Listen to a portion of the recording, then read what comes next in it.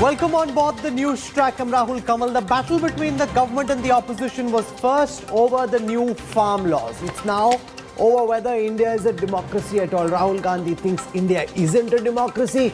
The government is outraged, hits back, saying just because you're losing doesn't mean that India has ceased to be a democracy. This political back and forth is my top focus this Christmas Eve.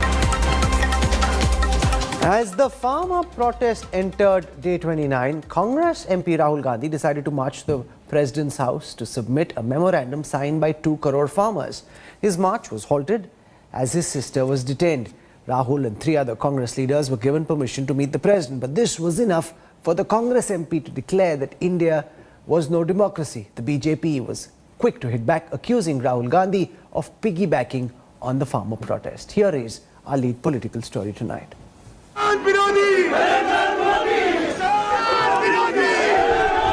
A showdown between the Congress and the Narendra Modi government over farm laws, right in the heart of the national capital.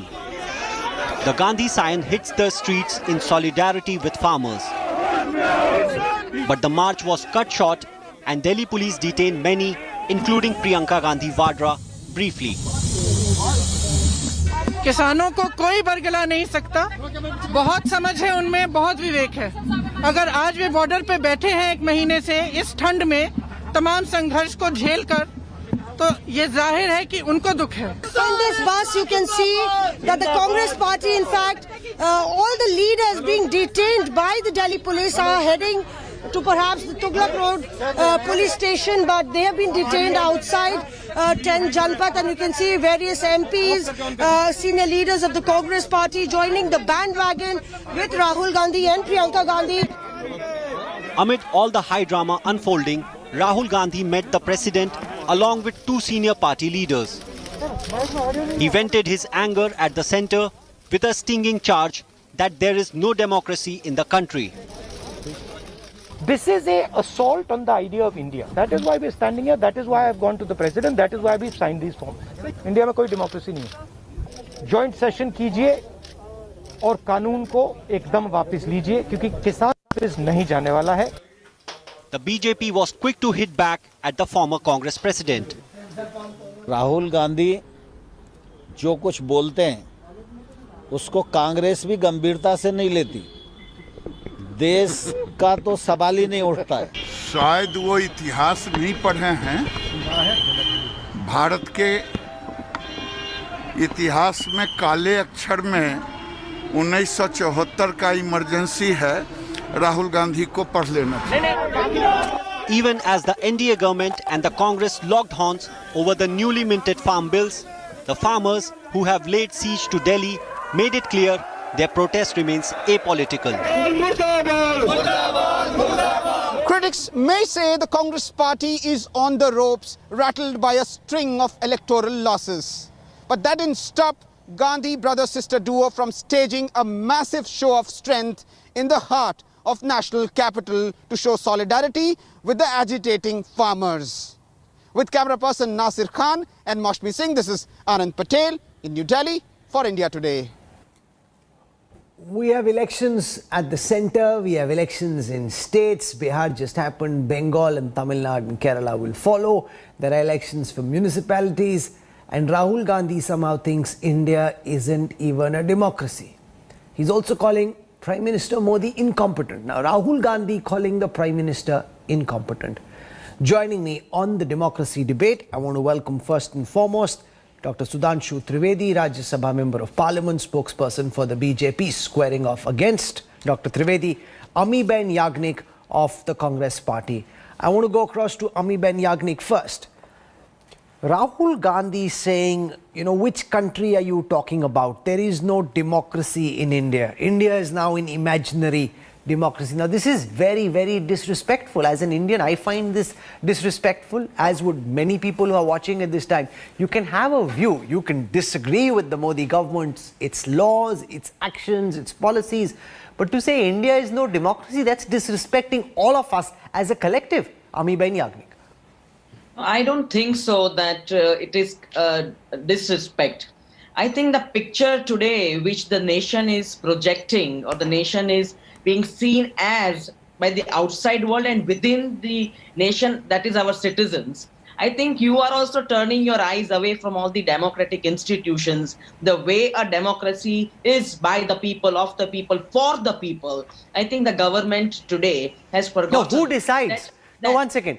If there are no elections, decides. no one, that's what I'm saying. Speaks. The party that loses in an election cannot decide that India is no democracy. In state after state, you're voted out. Now, whether it is Hyderabad, whether it is Bihar, whether it was Uttar Pradesh before that or the centre, Yes, ma'am, yes, you but and your party are losing elections. You need to get your house in order.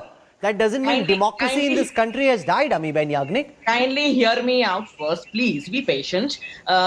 Well, elections come and go, a party loses and wins, but this is the party which was pre-freedom, post-independence, has given a wonderful kind of a growth to this country. Including the emergency. You are the guys who gave us the emergency. We should not forget the contribution. Ma'am, it's your party, it's your leader, it's the grandmother of the man who spoke today who gave us the emergency. Let's not forget that. Well, that emergency where you are mentioning again and again of 1974, and I heard some of the leaders of the BJP asking us to read about 1974. I think they are not reading, or they are not well read on 1970s Green Revolution, 1972 where we brought the public distribution system for the grains, 1992 thereafter the Annapurna system. Well, I think they should read what is happening in this country. They should know which were the institutions in place brought by the freedom fighters, post-independence, the leaders of this nation in this country. You haven't answered. Ma'am, one second. Ami Ben Yagnik, you need to explain first and foremost why your leader Rahul Gandhi is saying that India is no democracy. I'm not clear. How does he even muster the courage to stand in a country when his grandmother jailed activist after activist, leader after leader, journalist after journalist, and he's turning around and saying that we aren't a democracy right now? He's standing in front of Rashtrapati Bhavan saying exactly as he pleases, and that's being covered by the media widely. So how can he turn around and say this is not a democracy? If this isn't democracy, then what is, ma'am? Mr. Kamal, yes, today's situation is being told by Rahul ji. Why are you going some 34 years, 35 years back? Why are you not looking at the ground reality? The students can't speak, the journalists can't speak, the farmers can't speak, I'm the sorry. government does not listen I to don't the understand. people of this nation. So what do you think this is? In fact, the voters of Bihar spoke, and they spoke very loudly. You didn't like what they said. That's a different matter. That is what I mentioned. That's what I'm saying. The elections come and go. Just because you are not liking what the voters are telling you, just because you aren't liking the way India is voting, you think there is no democracy. There are many in the Congress party who are saying there's no democracy in the Congress. Leader after leader has spoken. They're asking for elections. They want Rahul Gandhi and the Gandhis to step aside. Where is the healthy procedure of listening to people? Where is the dialogue? Don't go on electoral elections and winning. Tell me who is being heard in the country today. Tell us what are the procedures, fair and democratic procedures being followed. Why are you so afraid that everywhere you have to bring section 144? Why can't you listen to the voices of the people? Is this democracy? You please tell me. Okay, let Sudhanshu Trivedi respond. In which part of the world people are not being heard? The government needs to defend its own record. And the charges against your government are that institutions are being weakened, that you are imposing section 144 more frequently than governments in the past, and that Rahul Gandhi feels that there is no democracy in this country. Sudhanshu Trivedi, let's have opening comments. First, I would like to respond one factual point from the statement of Ami Ben Yagnik. You are saying that your government brought the Green Revolution, okay. Your government brought the PDS Revolution, okay. Your government brought the 1992 Annapurna Yojana, okay. And I will add one more. During UPA 2, the food grains were so much surplus in the FCI that it was getting rotten in the open, and Supreme Court has said that if you are unable to store, kindly distribute it free of cost to the poor. But it's still Essential Commodities Act or the cap on storage should be there. What a ridiculous logic you are giving. Ma'am, on one side, you are saying that we have progressed so lot, but still you want to stick with the 1955 Essential Commodities Act at the time when we were borrowing even wheat and rice from abroad. Now, coming to the issue of the democracy, a democracy sermon is being given by that party whose entire democratic leadership is Twamev Mata Putram Twamev, Twamev Bhagini Bhrata Tume. Means to the mother, to the son, from the sister to the brother, the biggest democratic dynasty is giving sermon on democracy. And one more thing I would like to remind. Yesterday was the anniversary of former Prime Minister Chaudhry Charan Singh, and tomorrow is the anniversary of former Prime Minister Sri Atal Bihari Vajpayee. Both were jailed. By whom? Both were charged with a treason. At the time, anti-terror law was not there, but the Baroda dynamite case was imposed on whom? George Fernandez. Haath mein hathkadi baandh ke sadak pe chalaya.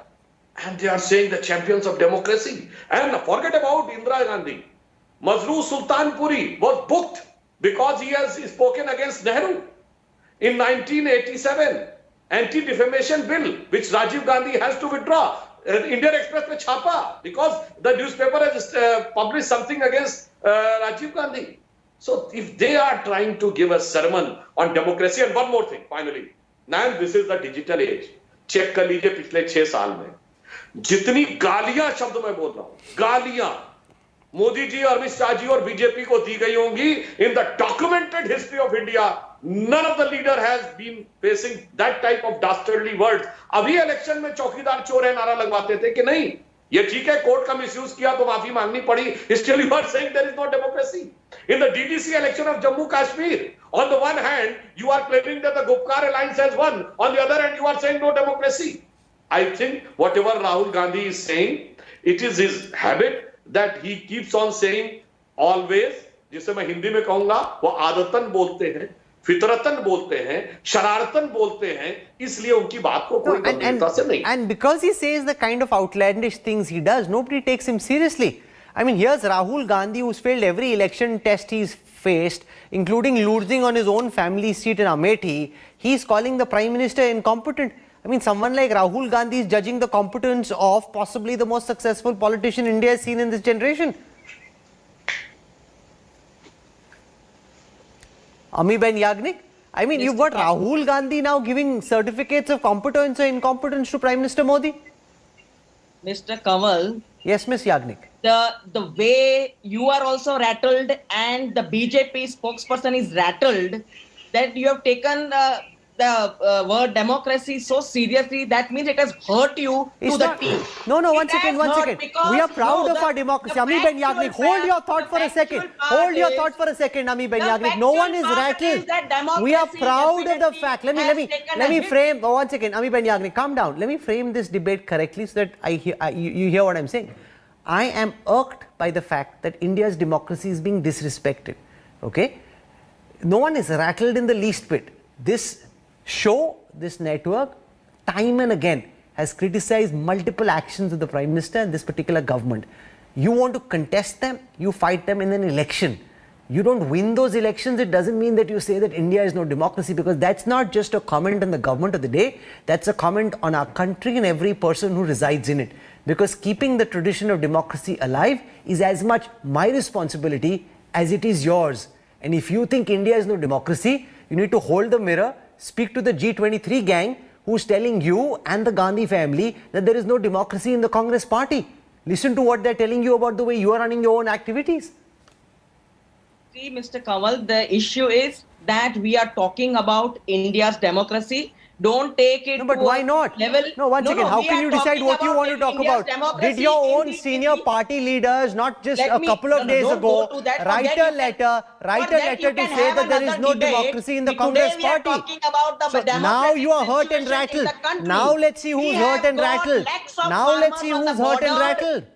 Who have voted for you, who have put you in power. You do not have time to go and listen to them. They are the subjects of this particular nation. You are supposed to listen to the voices of everybody. You find everyone as a dissent voice. You take the help of the police. You jam everything. You don't want people to speak up at all. So you bring the police in. So is this a democracy? You tell me. Okay. Instead of asking us, don't go to my party. We'll talk about that later on. We're talking about the nation. What are we doing right now? Let Sudhanshu Trivedi respond to it.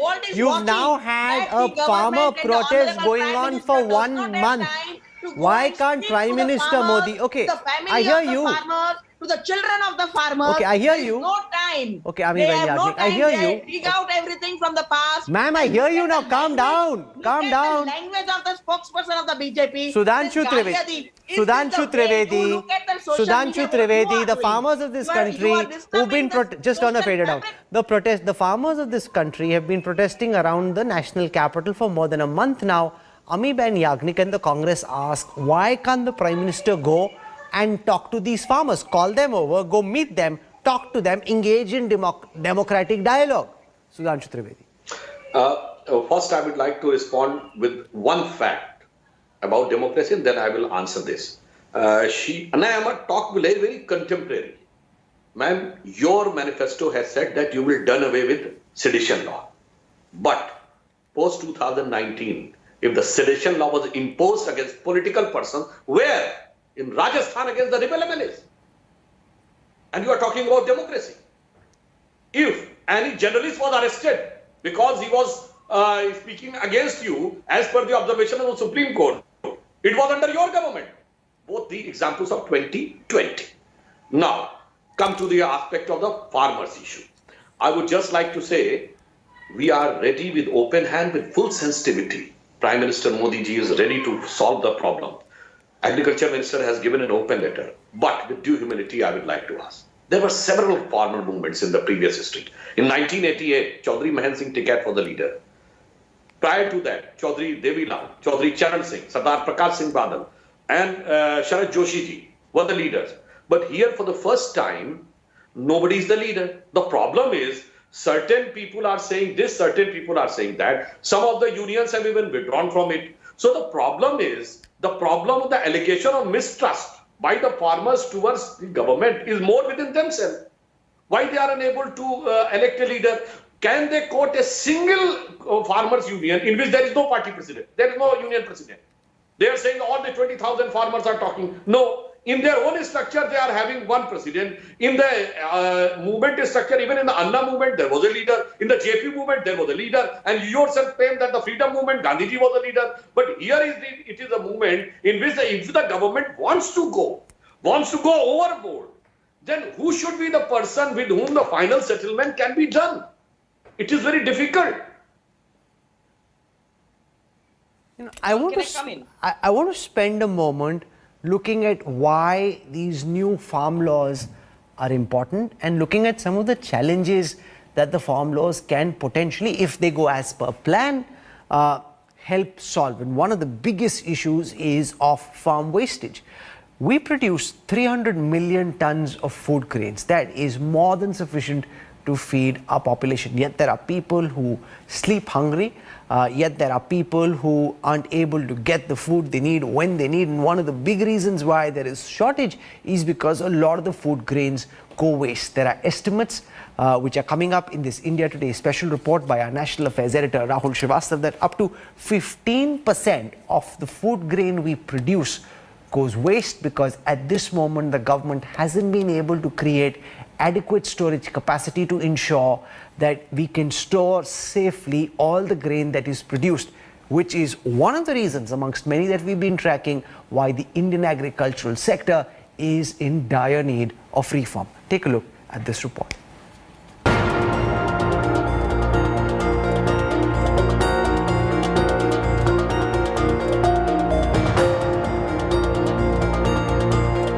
Heaps of rotting grains made headlines some years ago.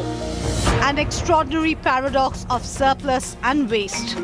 Earlier this year, the government insisted it has significantly controlled waste at FCI warehouses. Then Food Minister Ram Vilas Paswan said less than 0.5% of the total procurement had been lost since 2015-2016. It's not much. That's what successive governments over decades have been saying when it comes to wastage of food grains. But it is also a fact that while food grain production has gone up, storage capacity at different levels has terribly lagged behind. That's why every time a bumper crop nears harvest, the Food Corporation of India gets a headache. In Madhya Pradesh's Rewa district, 9.5 lakh quintals of paddy has been procured. But in this facility outsourced by the FCI, most of it is stored this way. Out in the open, some of it covered with just tarpaulin sheets. At this FCI warehouse in Deoria, food grains are either stored in dilapidated sheds or outside. ये उत्तर प्रदेश राज्य भंडारण निगम का रघवापुर godown है, जिसकी क्षमता लगभग 12,000 metric ton है, जो एफसीआई जहाँ पे अपना सेंट्रल पूल का स्टॉक यहाँ पे रखती है। इस गोडाउन में चावल की प्राप्ति के साथ साथ गेहूं का भी स्टोरेज किया जाता है। Storage looks efficient at this FCI warehouse at Barabanki in Uttar Pradesh though.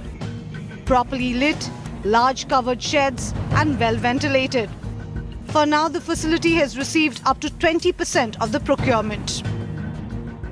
Rice almost 8,000 MT अभी तक हमारे यहाँ पे आ चुका है, जो बाराबंकी ज़िले की खरीद हो रही है उसका करीब 90,000 MT करीब हो चुका है खरीद धान, उसका लगभग 15 से 20% आ चुका है। But India's food loss goes beyond FCI godowns and wheat and rice. The country's total production of cereals stands at around 30 crore tons a year. The food agencies procure only a little over 1/4 of the grains.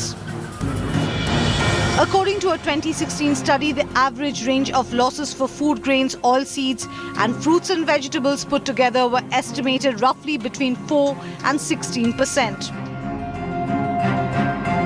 The three farm laws seek to bring in greater participation of the private sector in procurement and storage. A lot now depends how far the government is ready to accommodate the fears and demands of the protesting farmers.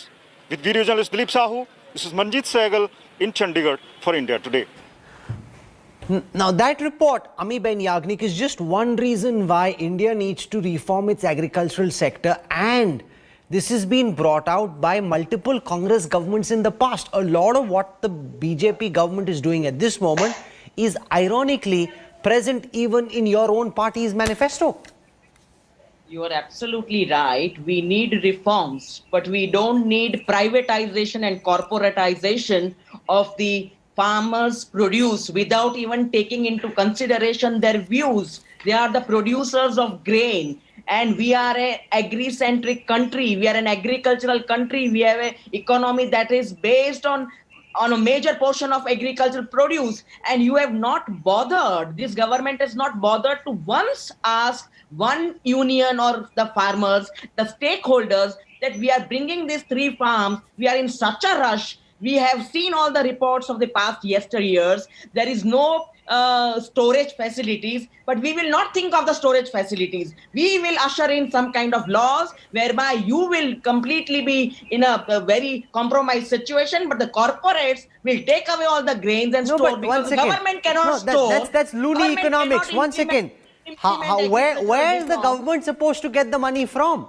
Unless you involve corporates, and you say the words corporates as if it's an expletive, which it isn't, because unless you involve private entrepreneurs and they start building some of these storehouses where you can refrigerate and keep our food grains at the right temperature and send them to the right markets at the right time to the right consumers, where is the government doesn't have some, Manmohan Singh used to say that money doesn't grow on trees. See, Dr. Manmohan Singh's policies have been one of the best so far. So let us not bring him in this talk about what the three farm laws are today. My question is that if the government cannot build its own government storage facilities, so you depend on corporates, you have to tell the people of the country that, well, we cannot build storage for grain, and so we are going to penalize the farmers who are producing the grains. So that inability, that inefficiency, the government has to put in black and white. But you can't bring in laws. How are farmers being penalized? You cannot bring in I don't laws understand. without If taking a corporate, no, one second, because what you're saying is just completely inane. One second, ma'am. If a corporate builds a godown and they buy from a farmer because they're giving him a rate which ensures that he sells to them, how is the farmer being penalized? You're spreading so much disinformation and fake news. Thank God you said the word rate. Where is the MSP? The farmers, the stakeholders are just wanting to know where are the MSP, where is the MSP, and why can't you put in that law, the word in that law, but you want to do away with everything. So there will not be any participation. There will not be participatory democracy. And that is the reason why the bills are not taken back. They were brought post-pandemic. Ma'am, why didn't your government, your party has ruled our country. No, one second. Ami Bain Yagnik, your party has ruled our country for much longer than this government. If MSP was such an important thing which is agitating you as much and needs to be as much a part of the law, you had so many opportunities to do so. Why didn't Manmohan Singh in his 10 years, Narasimha Rao before that, Rajiv Gandhi before that, or Indira Gandhi, or go back to Jawaharlal Nehru, why didn't they legislate MSP in law? I think you have forgotten that we became food secure. No, just answer my question. No, one second. You're making it seem as if you should read all the 5-year plans and you should read all that's the no answer. Ami Bain Yagnik, you're a lot of sound and fury not amounting to very much. You're a lot of sound and fury not amounting to very much. No, if the minimum support price, don't shout. Ma'am, don't shout. Calm down. Don't shout. Don't shout. I'm asking you, when you can't answer a question, you start shouting. That's not okay. I'm asking you a straight question. If minimum support price is so important, why didn't your government legislate it? You could have made it a part of law. Respond to my question. Have the farmer unions been heard? We always don't go back on that question. No, one second, ma'am. You were in power for 10 years. The issues with MSP and the demands of the farmers existed at that time. Why didn't Manmohan Singh legislate this into law? If this was so simple and easy. The land reforms, the agriculture reforms, they were brought in by way of parts and bits. But you can't usher in laws in toto without taking into consideration the I'm asking you what MSP. Ma'am, sorry, you're deflecting my question. I'm asking you only about the minimum support price. Why didn't the Congress government over UPA 1 and 2 legislate MSP into law? Why this government is afraid of the word MSP? Why is it not ready to put it in the law? Ma'am, you're not answering the question. Are you listening to what I'm saying? Ami Banyag, are you listening to what I'm saying, or am I just, are you not being, you can listen to what I'm saying, right? You hear me, right? You hear me? Okay, so my question is, you were in power for 10 years. Why didn't your government legislate MSP into law? Just answer this question. We have always been with the farmers on MSP. Don't forget that. We have been for the APMCs. We have been for the mandis. We have been for the local produce markets. We have brought reforms in parts and bits, and that is why we never had these issues. But why suddenly the present government was in power for 6 years, suddenly it decides to see that the farmers have no word, no say in this agricultural economy? Why are you not asking this question to the present government? Now that's one question. That's one question, Sudhanshu Trivedi, that the government does need to reflect on. I was reading a report, and I'll show it to our viewers in a moment from now, comparing how India introduced agricultural reforms vis-a-vis how China did so. China too was a rural economy, but when they went from ending their procurement systems and making some of the similar structural changes that we are making, they went from a small trial district to a state to extending it across the country. They didn't go wham, bam and change the whole manner in which agriculture operated in China. Even China approached it in a more gradual fashion. Rahul, you have raised a very appropriate question, and I would like to respond. How gradually it has happened. Ami Bain Yagnik was saying that they are for the APMC. With due humility, I would like to ask, Rahul Gandhi is a member of parliament from Kerala. Does Kerala have APMC? No, not at all. Then the next stage, Bihar has done away with APMC in 2006. And when 2015 to 17, Congress was part of the government of Bihar and the agriculture minister was of Congress, they have approved the third stage agriculture reform. The contract farming was very much there in Maharashtra since the very long time. So it is not happening overnight. And one is a very appropriate point, jo Manmohan Singh ji ki so-called very good economic policies, I would like to remind. Health was open, education was open, as it improved the opportunities or curtailed it. You are sitting on a private television. At the time there was only Doordarshan. At the time of Doordarshan talks, has anybody was having this type of liberty to criticize? Private sector came down. Has it improved the quality of expression or the freedom of expression or curtailed it? दूसरा मैं कहता हूँ केवल roadways की बस चलती थी शहर में ऑटो भी चलता है, टैक्सी भी चलता है, टैक्सी तो ओला और उबर है ना। आप कहेंगे दिल्ली में सब केवल रोडवेज पे चलना चाहिए लाइन लगा के। Will it improve the communication or not? At the time, there was only watches were made by the government, HMT. At the time, only when the scooter was made by government, Scooters India. The television was made by government, Uptron. All these have improved. So Manmohan Singh ji की liberal policy का सबको फायदा मिलना चाहिए, trader को, student को, health worker को, सारे डॉक्टर्स को, मगर केवल फार्मर को कैप्टिव रहना चाहिए. I am unable to understand. And second thing, Surjewala ji has said that the government was having no constitutional right to make this law because agriculture is a state subject. Only state can have the law. So I can say MSP will be declared by central government, but you can declare non-payment, non-purchasing of the MSP as a crime. Who is stopping you? Make the law in Punjab, make the law in Rajasthan, make the law in Chhattisgarh. I am unable to understand. Either Surjewala should withdraw its statement. बड़ी मजे की बात है.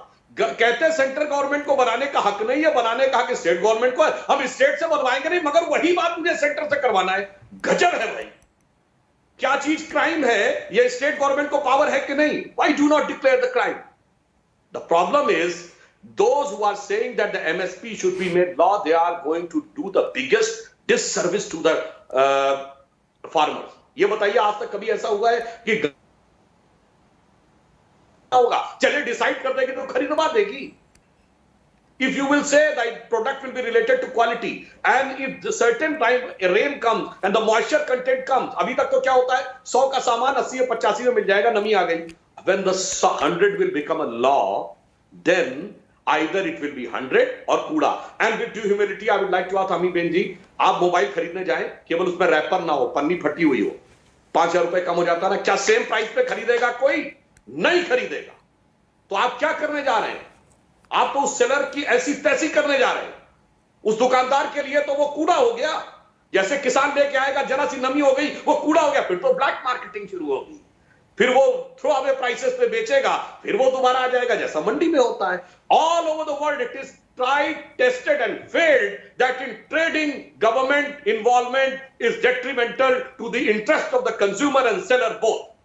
But unfortunately, whatever they have committed, whatever they are doing in their own state, in Punjab, there is no APMC for fruits and vegetables, but they are demanding APMC for wheat and rice. I am unable to understand how can the thing be good for fruit and vegetable which we purchase every day, but can be bad for rice and wheat which we purchase once in a month or once in a 2 months. I want an answer. Yeah. I want to show our viewers this story which compares what happened in China with what's happening in India. Remember, China too, till the late 80s and the early 90s, was a predominantly rural economy just like India. It brought in farm reforms and implemented them, and we studied the manner in which those reforms were implemented, starting with pilot projects, extending them to districts, then to their provinces, and then as people developed faith in the advantages because of those farm reforms, farmers saw that there were other farmers who were benefiting. That's when they started buying the idea of these farm reforms. Is there a lesson there for India as well? Take a look at this report. Pepped up, high-tech. These drones are very effective if large-scale plant diseases and insect plagues happen, which is the reason why they have been widely used in China in recent years, especially since 2017. Swanky. China's radical makeover of its agriculture came about in 40 years. Large swaths of the mainland were desolate before. Farmers extracted salt from the soil instead. That is how people made a living. The farmland size is 3000 mu in our village. But only 1000 mu can be used for planting crops. A stiff resistance to farm reforms in a democratic India. Operating in distress, farmers are suspicious of free market. But the neighboring China took a different approach when it opened the agriculture sector back in 1978. A starting point of its economic reforms, unlike India, which focused on liberalizing manufacturing first. different policy, different results in terms of growth and poverty reduction.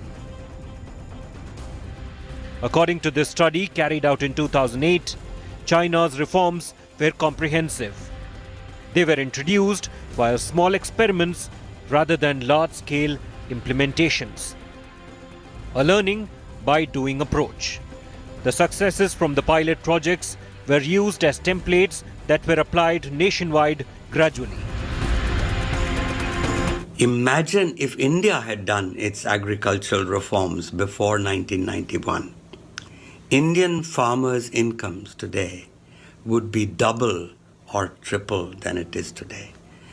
China does not need to depend on MSP, APMCs, Artiyas. The Chinese farmers are free and they are flourishing. At the same time, China accelerated its electrification program, another booster dose for its farm sector 4 decades ago. Unlike China, India continues with state-backed food procurement and distribution policies, with excessive regulations on private trading. Research shows China's higher efficiency and diversity in its practices is that farmers are incentivized to grow different crops based on the type of land and season involved. The production gap with India has widened over 60 years. The reason in the case of China is that China has done precisely the sort of reforms that India has now enacted in recently. A Chinese farmer has the freedom to sell to a consumer. He can sell to Walmart. The Asian giant is gearing up for the next level, improving infrastructure and public services in rural areas and strengthening the weak links. One is to form our modern urbanization, metropolitan area and urban belt. Other is to drive a new rural system built on the modern rural production system and social service system. Such an interaction can bring China's resource allocation efficiency to a new level. A centralized reform in phases and production-linked incentives are perhaps the way forward to overhaul India's agriculture sector successfully. With Sai Kiran Kannan, Bureau Report, India Today. Even in an authoritarian country like China, when they wanted to change agriculture, they did it bit by bit. Sudhanshu Trivedi, there is a lesson there. You know, you may like to accept it, you may not like to accept it. But look at how they went from one district to one province, then to whole country. People bought in, farmers bought into the benefits of reform. You've just in the middle of a pandemic rammed this through and you want people to have faith in the Prime Minister, have faith in the government ki hum jante hain aap kya theek kar rahe ho. Is there a lesson in that approach? Rahul, those who are alleging that suddenly it has come in the mid of the pandemic, they should now withdraw that it is coming from a 2003 model act during the Vajpayee government and subsequently during the UPA government. Various parliamentary committees has commented and the written comments of their senior leaders are available. And not only this, the various state government comments are also available, apart from their manifesto, which they are now trying to deny it, creating more crisis of credibility for the politicians. But for the China, I would like to say, there are certain more lessons which we have to do. At the time of independence, we were much ahead of China in every aspect. And China has started taking over India from 1973-74. The most powerful government at the time of Indira. China took economic reforms in 78. We lagged behind for around 13-14 years in 1991-92. China took agriculture reforms in early 90s. We are still lagging behind. And one more thing, these all years even during you just check the data that how many companies at the time were coming to India and going there. With due humility, but with due suspicion, I would like to say. What is happening in the Apple factory? It is happening this type of thing. Apple is shifting from their manufacturing hub from China to India, and suddenly there is such a type of scene has been created. all these leftist unions who have always created havoc for industrial development. Okay. When they got hold over the Calcutta became the graveyard of the industries. When Calcutta was the biggest industrial city, as Amit Shah ji has said, contributing 30% of the India's growth rate at the time of the independence. So you should also try to visualize when you have taken the name of China on a very vast aspect. And this should be done with an objective manner beyond party politics in the national interest. Okay. And so, despite so many differences, we have supported and paved the way for Manmohan Singh's reform when the Narasimha Rao government was minority government. It was BJP. Despite so many things, we have not tried to thwart the development of the country at the time in the first half of the 90s. So I'm out of time. We will keep discussing One second. Go on, Mr. Yagnik. 1 second. Yes, he is absolutely right. In 1990, they supported, but at that time it was Vajpayee's government. Today we have a different government, not understanding the sentiments of the people of this country. So, Mr. Sudhanshu ji, please, you understand that here is only a request that the farmers, the stakeholders should be heard. You may do after whatever decision you want to take, but you at least listen. अच्छा, ये economic advance में आपने कितने दुकानदारों से सुन के decision लिया था? From how many shopkeepers you have taken a feedback while implementing the new economic policy of 1991? Kindly give a detail. We have enjoyed the fruits of liberalization and privatization. Let's not forget that. And let's not... But you want to deny the fruits of liberalization to the farmers. What were you doing as opposition? Suddenly the wisdom has dawned. What were you doing except disrupting the parliament? You also look at what you have done. At the time, we have in not the last tried 6 to show years, that the we have credit seen should the not go to... democratic... अरे अच्छा ये बात बताइए, अरे बाकी तो छोड़ दीजिए. The Narasimha Rao, the Prime Minister who has undertaken these economic reforms, was not allowed to have his final dead body in the AICC office. And you are talking about this man, what treatment you have given to Narasimha Rao. His funeral has to be there in his hometown, not in Delhi. So we know that you are always against those who are really in the favor of the development of India, whether in your party or in our party. Amiben Yagnik, Sudhanshu Trivedi, for your fireworks on Christmas Eve, thank you very much. You don't need a fireplace, you don't need to, get some logs and light them up. Just watch Sudhanshu Trivedi take on Amiben Yagnik and you'll be all charged up after that. Thank you very much. Wish you a Merry Christmas, and we will keep tracking this story very, very closely.